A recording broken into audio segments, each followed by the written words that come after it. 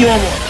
Why don't you just make 10 louder and make 10 be the top number and make that a little louder? These go to 11. All right. Wait, hey man. So thanks for your time. Now I came upon you just through a fluke. It's through a Facebook friend who said you got to check this guy out, and obviously I did. And I love what you do, man. I love a lot of these modern day blues artists. Um, how'd you get into blues music in particular? Um, I think I was, oh God, would have been about 12 maybe. Hmm. I just started playing guitar, and a friend of a friend lent me a Sun House album on vinyl. I was already into Hendrix, and sort of like stuff like that. I love the BBC sessions. That was one of my favorite albums as a kid, and and yeah, I heard the Sun House album and was hooked. And then gradually over the years, kind of just discovered more and more blues artists, and at the same time listening to lots of rock. So I grew up in the you know mid to late 80s, when I was in my early teens, and but so I was listening to stuff like Aerosmith and like Mm. Permanent Vacation and Van Halen and that kind of stuff. So it was kind of like multiple streams of musical information coming.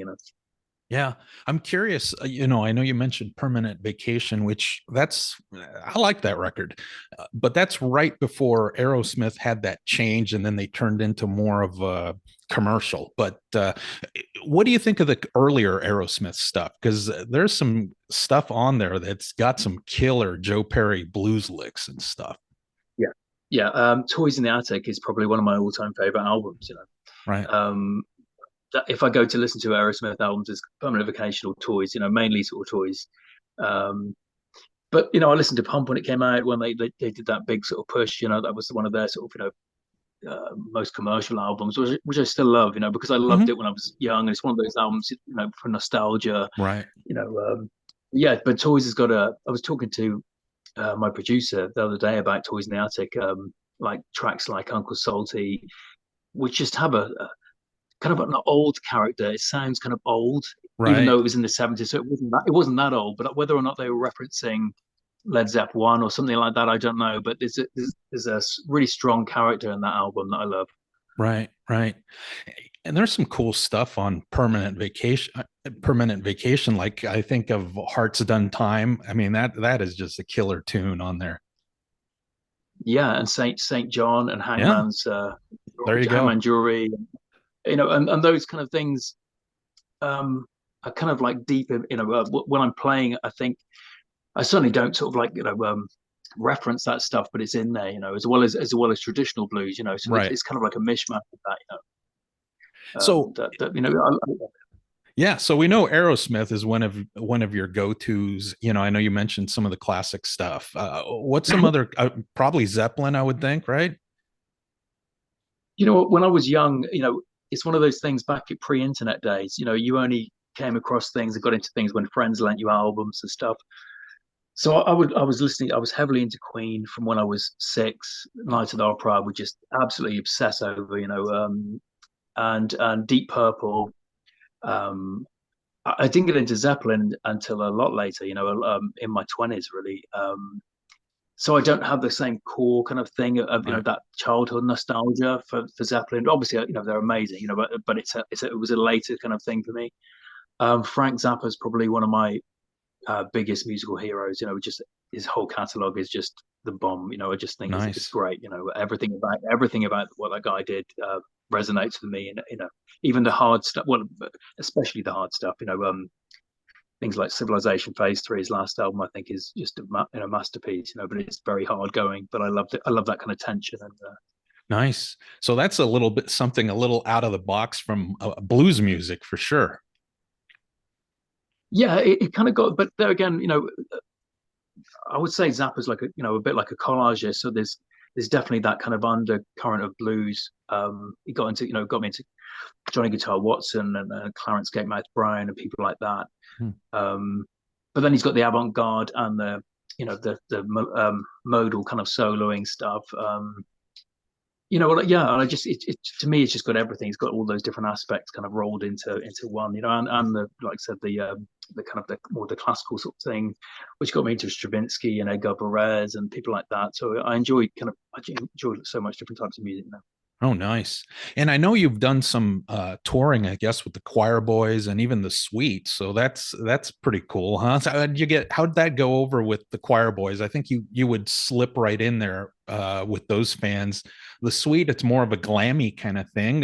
What were those experiences like for you? They were all great, like you said, that the choir boys was a really good fit musically. Yeah, we had a great time with those guys. And the suite, I toured with those guys solo. So I was just walking out on stage with a Oh, couple of resonators.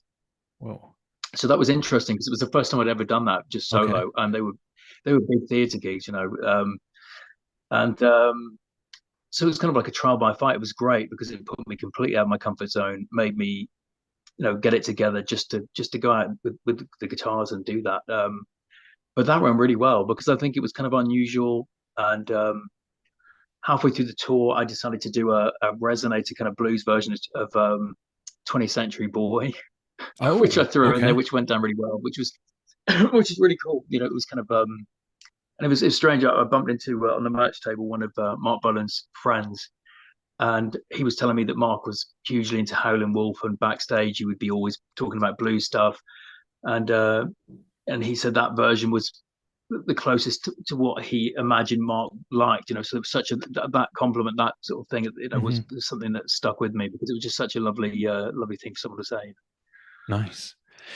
Do you still get stage fright, or have you ever gotten stage fright? I would think going out solo in front of the supporting suite, if it's going to happen or it hasn't happened, that's probably it, especially since it kind of took you out of your comfort zone maybe a Yeah. little bit. Well, the little story behind that was, originally I was going to go out and do that run as a duo. So Mm, I rehearsed with my drummer and we got it together. And 2 days before the show, I got a call saying you've got to do it solo because COVID was it was right. kind of in that gap after COVID, but then Omicron had kicked off, so it was it. And the suite were very sort of like keeping themselves in a bubble. They didn't want too many people. So I was like, right, so I had to relearn what I was going to do in like a day or so, and then walked out. And I remember the first gig at Birmingham Town Hall, which is it's a big venue, Right. by myself, and that moment was just a bit of my heart went a little bit. But Right. 3 gigs in, and I was loving it. And by the end of it, the set was bulletproof, and like I said, it was so good to have to do that. I didn't like the idea when I started, Right. but by the end, it was great. Nice. How many songs did you wind up doing when you did that supporting slot? I think it was only like a 30-minute set, so it's Okay. quite short, Right. you know, Right. that Oh, concise set, which is kind of great for that type of thing. yeah, no kidding. Yeah, for sure. And you got the new record, Wings of Salvation. Lots of great reviews on there for that. Pretty gratifying for you, huh? Right out of the gate, and you're getting these rave reviews. I mean, even in North America, I know, out in the UK, Europe. I mean, you're getting those, but in the US, that's a different market, and sometimes that's kind of hard to break at times. Yeah, yeah. There's been a few sort of in the States, which is great, because all my musical heroes are from the States, and Right. or Canadian even, Yeah. and that, so that's amazing, and but I think a lot of my musical references are American more than British, so but it's great, that album was done. You probably read in the sort of press releases that it was Right. written and recorded in 4 weeks. So it was super fast to have a clean slate and just write it and record it. And it was great to get that kind of that snapshot of time. Just Right. you know, that's what I was coming out with at that particular moment. And so I was really surprised by the reviews. It was a different process. This album was kind of stripped back. It was all kind of one take stuff. Mm, Um, no auto tune, no sort of glamorous production, right. which was a risk, because um, it's not that over here, at least, to get stuff on the radio, generally things have to be super produced and kind of, and especially because I'm walking that line between the blues scene and the rock scene, you know. Mm-hmm. But generally, the rock stuff is a bit more produced these days over here. I don't know what it's like over there, but it's so no, so considering that, it was Right. great to get good reviews, man.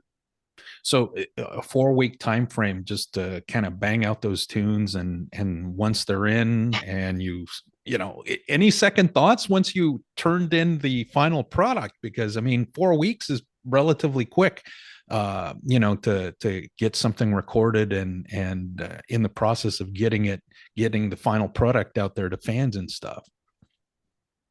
It was yeah, you know, like I said, no, with other albums I've had kind of notebook things on my phone, and we, like I said, starting with a blank canvas, it was, you know, I think I got 40 ideas, you know, verses and choruses down, and we just kind of whittled those down and said, right, these are the 12 we're going to work on. And then it was just unbelievably fast. But I'm working with a guy called Dave Marks, who's a really great producer, and and between the two of us, we kind of worked that stuff up really quickly. And so it kind of felt closer to the original idea. So you'd have that core idea that, you know, that came Mm-hmm. in kind of inspiration. And it wasn't long before that was kind of worked into a song, which is great. Instead of having a long process where things are kind of like changed and filtered and all, you know, they felt like they were close to what the core idea was, you know, Right. originally, which was great. That was cool. You know? Was there a particular song that took longer to kind of evolve into what we hear as the final product? I mean, was there something that went through several stages where you had to work it through, and then you're like, nah, let's change this, and then finally you land on what it ultimately sounds like now? I think "Come On" didn't have that verse that it had. It had something different in there, and that was from the verse kind of vibe was from another kind of thing. But most of them were pretty quick, and something like "Propane" was done in Oh like yeah. an hour. It was one of the last tunes. Oh wow. And I was frustrated. I was recording guitar solos, and I was, you know, because we were doing them as one take things, I was just frustrated, and it was taking a long time to do stuff. And so I just opened up a new project, and Propane came out fully formed with the vocal melody and the guitar parts and stuff. And you know, as a release, and that's what it sounds like. It's very Mm-hmm. charged. There's a lot of tension in that Right. song. Yeah. But most of them came out pretty quickly, and I wasn't sort of precious in the development stage. You know, so when Right. Dave was suggesting things, we're doing this super, you know, we're doing it quickly and efficiently, and I didn't put up resistance to ideas. You know, so it was very fluid in that kind of way. You know, would Mm-hmm. have had to be, you know, because I was, like I said, I was working with Dave, and we wanted to get this. We had a window of time that we had to get it done, and then it had to be sort of flipped and mastered, and then, you know, produced to fit into our schedule of when we were gonna release it. Right. And you're taking kind of a rock and roll approach to this blues music because you're doing the singles and the videos and stuff like that. I think, you know, doesn't typically happen, at least in the United States, with the contemporary blues artists. They just put out the record and hope that it hits, you know. But I think you're definitely taking Yeah, that modern day approach to things. yeah, and I think, you know, like I said before, you know, blues purists wouldn't like what I do, probably, you know, that because, you know, I'm not sticking to the template of just what you would expect. So there are Right. other elements coming in there. Um, so, and I think, like I said, because I'm treading that line between rock and blues, you know, in fact, Right. over here, a lot more of the rock stations have taken it on, because I think what I'm doing isn't usually sort of played in that kind of world as much. So it's a bit of an anomaly, Mm-hmm. you know, with the you know, the heavily sort of like you slide and stuff, you know, detuned, you know, down in C, so Right. it's quite heavy and low. So yeah, it's an interesting sort of thing, and I think the visual aspect, you know, when you're putting stuff out, you can't really, it doesn't really work to put out a single and not have any visual representation. I think, Mm-hmm. you know, because Right. these days everyone's on social media, they're Right. scrolling, and no one's going to listen to anything if it's just static. You know, it's Yeah. unfortunate because I Right. wish they would. Right. You know, Right. Right. but it doesn't keep people's attention. You know, so I think at least you got a chance if you've got some kind of visual element to that. Right. And like I said, I just discovered you recently. So it was the Mercy you know, tune that I first heard. So then I had to, you know, obviously check out the rest of it. But I think one thing that you're doing, I mean, you're definitely exposing a newer generation to that music, you know, and I think the fact that you incorporate rock and roll elements to it, I think probably, might have some folks gravitating towards the blues music that you do. Otherwise, they may just go, not my thing. Yeah, yeah. Hopefully, that's what you want, because I'm sure it's the same in the States and Canada, that generally the audiences are older Mhm. for blues Right. festivals and blues music. So it's, but then you got people like Larkin Poe who, Oh yeah. I think transcend that. Right. Their audience is a lot more mixed. I went to their shows, pre-pandemic, and my partner went um, recently, after the pandemic, probably 6 months ago. And I think you've got different age tiers in their audience, which is cool. But I think those guys are fantastic. I just think they're Mhm. an amazing band. Yeah. Yeah. I think you're kind of in that same level where they also incorporate, some, what do they call it? The Americana type vibe, the blues and some rock and roll. I mean, I think that, Yeah, have you ever performed with them? Because I think again, that'd be an excellent pairing, I think. I'd love to. I don't know who their agent is or anything to get Right. into. But and those kind of things are quite sort of tricky. They're usually sort of done behind the scenes. But Sure. of course, those guys would be a massive honor to play with those guys. Because I just think they're great. They go out there in jeans and t-shirt and just rip Hmm. it. They Right. don't seem to need to bother with the image kind of things because Sure. they're just cool anyhow. And I just Right. love that about them, that they're just so good music. That they're so cool. Yeah. And then, And obviously Tyler's great. As well. yeah. Right. Yeah, I was going to mention, one of the my more recent discoveries was Joanne Taylor Shaw. I think, again, blues, contemporary, but also, excellent music. I mean, again, there's a lot of great blues artists. You're talking, Larkin Poe, yourself.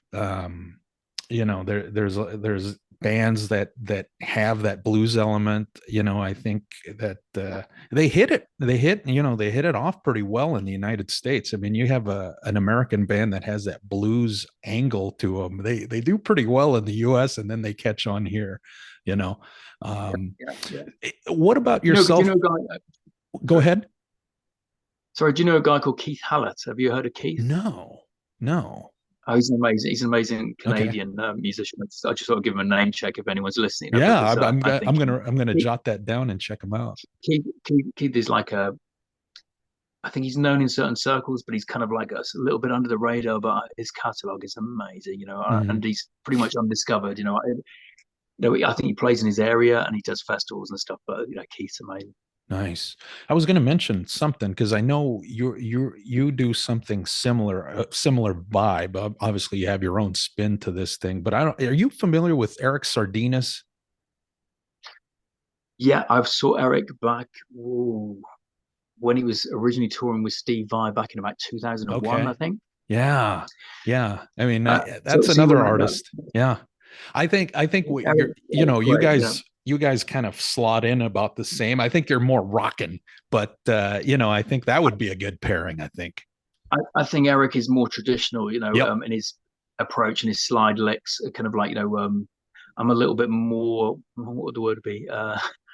What psychedelic is the wrong word because it's certainly not psychedelic in a, far out kind of way, but my lick reference is a bit more out there than what Eric did. But Eric is just like in fact, about probably a few months back, I saw his Rockoplast Okay. Right. video on YouTube, Right. and the Right. guy was just like a monster. But I've not seen him. I don't know what happened, but probably a couple of years, 3, 4 years ago, he came over and did a tour, and there was something up. I don't know what was wrong, but he wasn't himself. Mhm. And I've not seen much of him since that. But Right.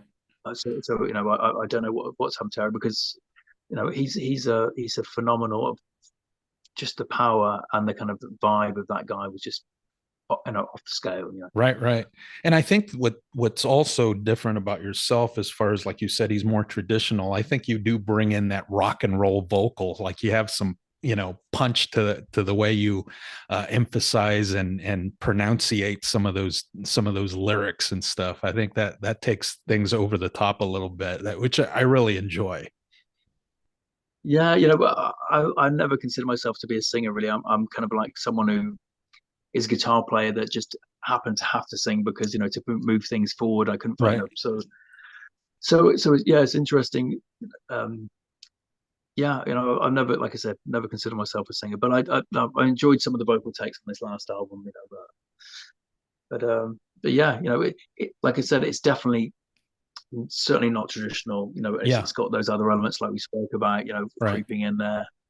Uh, and I think it's good to kind of like not blinker too much, you know, and think it's okay. It's got to be it's got to be completely blues, or it's got to be completely this, and just kind of like see what comes out. That's the way I do it. You know, I'm sat here with my guitar now. I just pick the guitar up and play, and you know, hope that to catch something that I've not heard, you know, before Right. from Right. myself or anywhere else. You know, it's all everything's filtered through everything we've heard, obviously, but um, I try not to have that editor in my head that says no or yes. You know, I just try and get Right. things out and hope for the best. Yeah, yeah, there you go.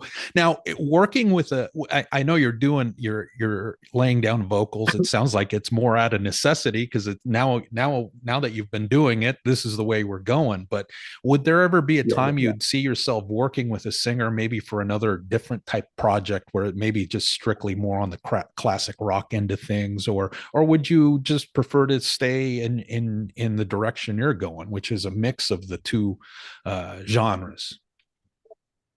I'd love to work with Spike, you know, from the Quiet Oh, Boys. I'd love to do yeah. some work with him. Nice. Um, he gave me his number actually to maybe at some point, you know, but whether that Right. happens, I'd love to. I would absolutely love to because he's Right. great, and he's real. You know, Spike is the real deal. Oh yeah. As far as rock and roll goes, he's Right. he's rock No and roll. kidding. Yeah. Yeah, yeah, and but I need to keep, you know, I need to keep on with what I'm doing and just keep working it and keep building it because if you take your eye off the ball for a year or two, you know, Right. you know, people forget, you know, Sure. you don't have to start again. So it's just trying to, you know, surf that little wave that I'm on and keep things going really. Right. Have you ever had an opportunity to share the stage with somebody that you looked up or an idol, let's say? And if so, what was that experience like for you? Um, we we ended up playing after Robert Plant. Oh, Deb Bonham was playing locally, and we got the support gig. And then just before we went on, she said, "Do you mind if we swap slots because we want to go for curry?" okay. After they Oh, wow. decided to, you know, to with Robert. So Robert Right. was on. So we went straight on after Robert Plant. That was kind of interesting. That was we had to play hard just to keep people there because you know Hmm. they'd seen Robert Plant. Yeah. And the other time I think was over in Poland. I got up with Anthony Gomes and Bumblefoot. Wow. Okay. In fact, I spent the weekend around the festival with Bumblefoot chatting to him, you know, and got on really well with the guy. And Anthony was playing a set, and Bumblefoot said to me, "Are you going to come to the jam?" And I said, "Well, I've not heard about the jam, so probably not." And he said, "No, no, no, come Right. on." So we went to the side of the stage, and Bumblefoot's there with his double neck guitar, you know, one Right. fretless, one not. Yeah. And he goes out and plays a song with Anthony. And this is like I said, a big theatre, sort of packed place. And I thought it was cool, you know, I didn't have to go out because I thought that was done, you know, that. And he came back out, and Anthony and him stood there, and he said, one more track. And Anthony goes, oh, okay, yeah, man. And Bumblefoot gives me his guitar and sends me out Oh, there. no way. So that was really cool. You know, Right. Anthony's great. Anthony's a great, you know, as you know, Yeah. he's an amazing player, amazing vocalist, absolutely cracking voice, you know, Anthony, and a Hmm. great writer, obviously. So that was really cool. That was a really memorable night. Yeah. Right. Now, what about bringing the show to North America? I mean, I know that's kind of challenging in this day and age because of the economy, and then like you just referenced. I mean, we're getting over this pandemic thing that kind of stuck around for like close to 3 years or whatever. But is that something that's in the planning stages at this point, or where are you at with that? I would love to do it. It's just visas, it's Hmm. super expensive. It's thousands, you know, you're talking 5, 6 thousand to get over. Hmm. Unless you're going to do a one-off show maybe or something like that. Right. but I would love to do that at some point. It's just hooking up with the right agent. If the right person came along and said we can make this work, Mhm. then of course I'd be there like a drop of a hat. I'd be there. Oh yeah. Yeah, I know you But it's but mentioned. it's even tricky in Europe at the minute. Oh, The EU used to be open. We could just go over there and play around Europe. It was no problem. Now it's kind of all carnets and fees. It's all the same kind of thing. right. So it's made it really tricky. But no, we'll see what happens. But the States, yeah, obviously I'd love to play there in Canada. That would be amazing. Yeah. And you mentioned Anthony. I mean, that would be a killer show, I think. That would be ace. I would love to do a run of dates with Anthony. Yeah, that would It be would be awesome. just great. And he just Yeah. got a good opportunity doing some supporting slots for winery dogs. So I mean that's going to be big for him, I think. Wow. Yeah. Yeah, definitely. Yeah. Especially Yeah. Billy is on his new single, isn't he? Or Oh one of yeah. his singles. Yeah. Right. Um, so that's a really good fit. But like I said, he's great. When I saw him in Poland, his set was unbelievably solid. It was just the business. And I know you Um, mentioned Poland. I mean, how rabid are blues fans in Poland? Matt, there was, that festival was amazing. It Hmm. was great. Um, yeah, some of the European gigs I've done have been, Germany, especially southern Germany, is Wow. just phenomenal. Because there's a different culture in Europe than there is to the UK. Hmm. Yeah, there's a music scene in the UK, but over in Europe, people seem to kind of like have a lot of respect for music and musicians, and really try hard with the way they look after you. Just the whole thing, Hmm. which you don't get in the UK. Right. It's fine over there, but it's Right. certainly not like that. So Hmm. if you're gonna, southern Germany is just a pretty special place. And like played in Czech, did the run in Russia back before, obviously before all this, and that was great too. Played in Moscow 5 or 6 dates. But each country's got their own thing. But I would say my favorite probably is Germany. Right. That's just Okay. really amazing. Nice. Wow. That's cool to hear. I mean, I was just curious how the contrast in the audiences from country to country and stuff. But it sounds like that, Mm, there's some pretty rabid fans out there. yeah. Like I said, the Polish festival was incredible. Super, so well organized. Whether they get funding, I don't know, from the government. Maybe there's something, Right. but it just seems you know Hmm. very well organized, and the musicians are looked after so well. Right. Uh, I know you've been kind of they dubbed the king of slide, and I tend to think that that's the case. When I that was one of the articles that I was reading about you. It's like I think the king of slide, and I was like, whoa, that's a Well, huge honor, I'm sure. And and I obviously read the article, listened to the music, and I'm like, well, they're not too far from the truth there. it's just, as we all know, everything's subjective, and we all have things that Right. we like and things we don't like. So there'll be some people would hate what I do in the slide world, and but someone said that once, and it's a good thing to have on the press release. Yeah. My PR guy likes it. Right. So, Right. but it's not sort of like believing that. To me, some of the best slide guys are like, let's think of Fred McDowell or Hmm. Hound Dog Taylor. If I was going Okay. to say that was the king of Right. slide, they're not technically great in the way that they're certainly not like modern slide players who are like note perfect. Right. But each of those guys had a character and an identifiable voice on the instrument that made them that's what drew me to them. Not the precision and not the preciseness or the speed or the kind of like, but the character, Right. in the same way that a voice has a character. And that's all I hope to have. I'm certainly not some slide messiah who's doing stuff, but like, all I want is to have a voice, and to have, if someone hears my playing, they know it's me playing. And then Yeah. everything else is whether you like it or you don't. So You know, it's funny. We started out kind of talking about Aerosmith, but one of the things that when I heard your playing or heard your music, one of the things that I thought is like, hey, this guy would do a bitchin' version of Ragdoll, because you know Joe Perry does the slide solo on there. I You mean, know what? you might want to consider What that. I mean, I don't, not to say that I know what I'm talking about, but you know, that might be a good fit for you. I was listening to that today in the car. Weirdly, that was the track I was Weird, huh? listening to, and the slide part stuck out because I know that album, but sometimes when you hear albums, things come out, Yeah, right. different listens. But I was listening to the rhythm guitar part, his slide part, and in that mix, there's a lot of reverb on that album, so it's set Hmm. quite kind of a little bit far back, Right. But I was listening to that. So yeah, such a great song. But Steve Tyler's vocals is just Oh yeah, something else. That guy for sure. Eh, is just right. And you know, I've heard that song more times than I can probably count. And yeah, you know, usually I stick around because like you, I got to listen to that solo. And I think that's yeah. what really is the one of the highlights of the thing. So Yeah, um, yeah, yeah. And Joe Perry again, like we sort of know, he's just such a great player. Even through the '80s when everyone was doing the shred thing, mhm, he was kind of like stuck to what right, he did so well, and yeah, right. I just respect that guy so much. Fantastic. Hey, man, thank you for your time. It was a blast talking to you. No, And we'll thank you. plug this. We love the record. I love the record. I love what you do. I can't wait to hopefully at some point have you out here in the United States, and hopefully I get a chance to see a show or two. And if you don't make it, I at least will plug the fact that you made it to North American soil. It'd be great to have you here. Be great to come over, man, and hope that can happen. And again, thank you for having me.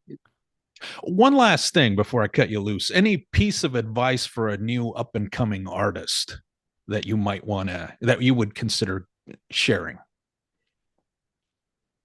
Um, I would say get the best recording you can.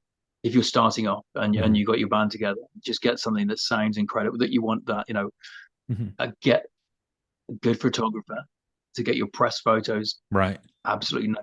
So that, and so don't get an amazing album and Right. lousy photos, vice versa. Yeah. Right. Right. Right. um, and then so those I would think are the main things. And obviously you're sort of like a electronic press kit. So get all those elements in place before you sort of like push it. Yeah, and then sort of those are the main things. I think because again, everyone uses social media.